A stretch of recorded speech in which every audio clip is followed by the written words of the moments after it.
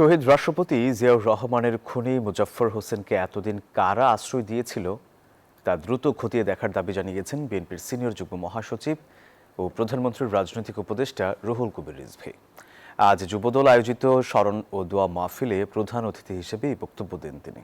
এখানে তিনি বর্তমান সরকারের ফ্যামিলি কার্ডের পরিসর বৃদ্ধি সহ বিভিন্ন উন্নয়নমূলক পরিকল্পনার কথা উল্লেখ করেন। একই সাথে সরকারের এসব জনকল্যাণমুখী উদ্যোগের সুফল প্রান্তিক পর্যায়ে পৌঁছে দিতে দলীয় নেতাকর্মী ও দেশের সবাইকে ঐক্যবদ্ধ থাকার আহ্বান জানান। রাষ্ট্রপতি জিয়াউর রহমানের হত্যাকারী ৪৫ বছর পর সে ধরা পড়ল। মানে অপরাধ যে করেছে এটাও ঠিক, যে অপরাধ যে করেছে সে কিন্তু হয়ে যায় না, পার পেয়ে যায় না, সেটাও তার প্রমাণ, সে ধরা পড়ছে। কিন্তু এখানে আমাদের কথা আছে, এই ৪৫ বছর সে কোথায় ছিল? কে তাকে আশ্রয় দিয়েছে? কে তাকে ভরণ পোষণ করেছে?